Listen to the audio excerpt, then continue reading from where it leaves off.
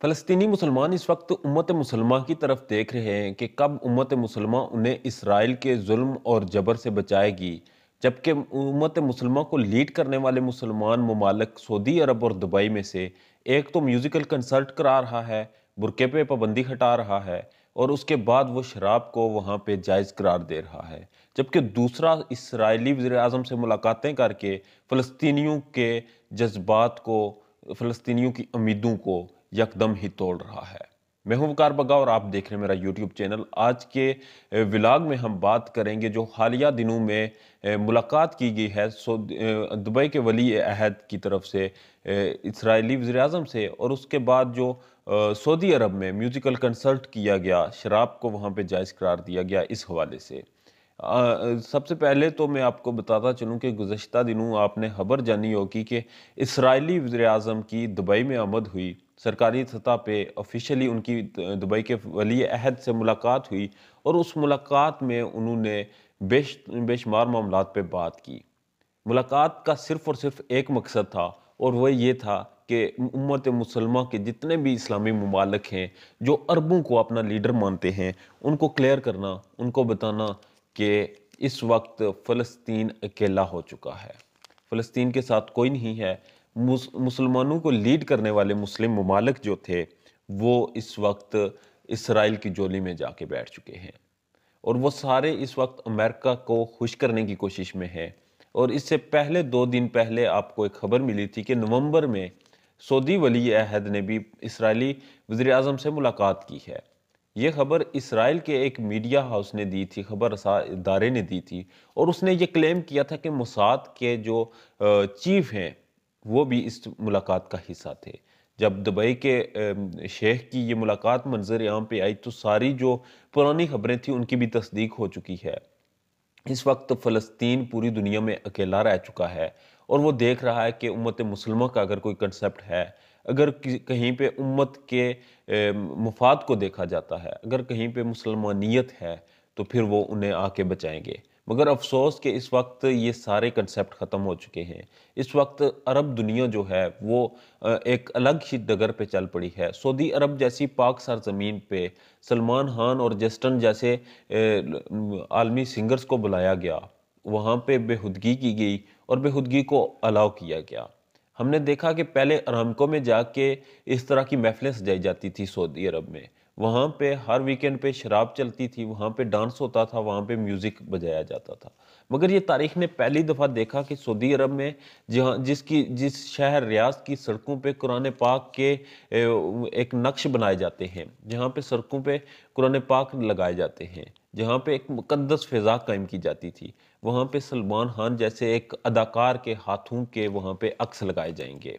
और वहाँ पे जो कंसर्ट हुआ उसमें 80,000 लोगों ने शिरकत की। आप अंदाज़ा लगा सकते हैं कि सऊदी अरब में मौजूद 80,000 लोगों ने उस कंसर्ट में शिरकत की। उससे पहले जो 2 दिन कंसर्ट हुआ, उसमें 70,000 लोगों ने शिरकत की और उन्होंने बताया दुनिया को कि वो यही कुछ करते हैं और यही कुछ उनका कल्चर है और इसी को वो अडॉप्ट करेंगे।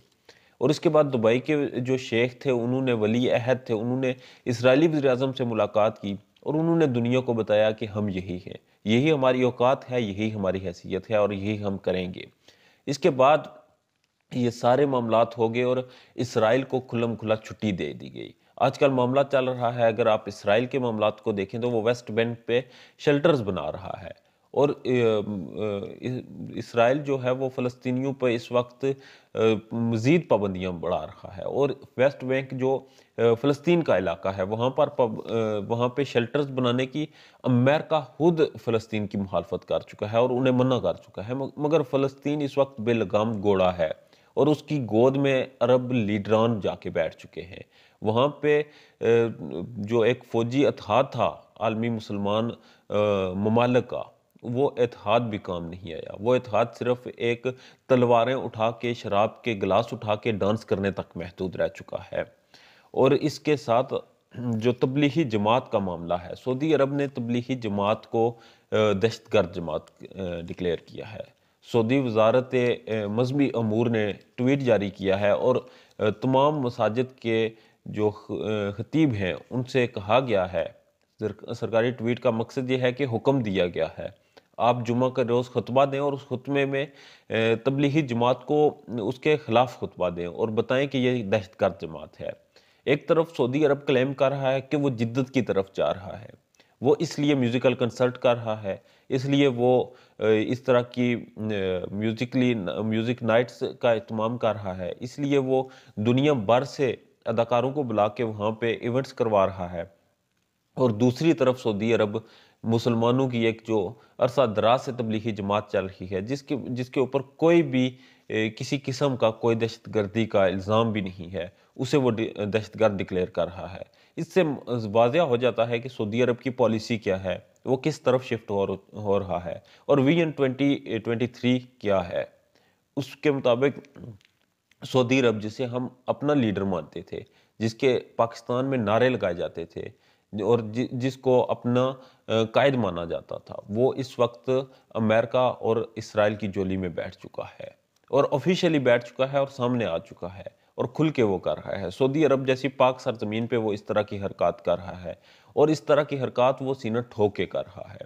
دبئی میں جس طرح سے انہوں نے ابھی اسرائیلی وزیر اعظم کو ویلکم کیا اور سرکاری طور پہ اس کے ساتھ میٹنگ کی اور اس کو آفیشیل بنا کے پیش کیا، تو امت مسلمہ کے جتنے بھی ممالک ہیں ان سب کو ایک ہی پیغام دیا گیا کہ اب آپ ان کو اپنا لیڈر مانیں یا نہ مانیں، ان کی پالیسیز آپ کے سامنے واضح ہیں۔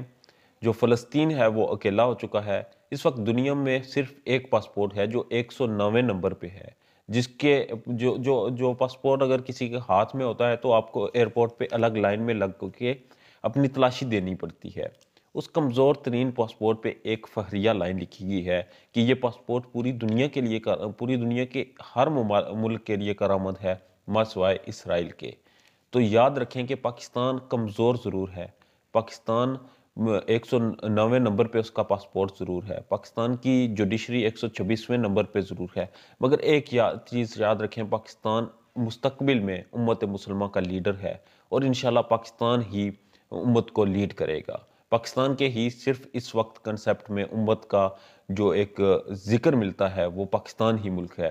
اپنا ڈھیر زیادہ خیال رکھیے گا، میرے چینل کو سبسکرائب کر دیں، بیل آئیکن کو کلک کر دیں تاکہ میرا اور آپ کا ساتھ مستقبل کے لیے جڑا رہے۔ اللہ نگہبان۔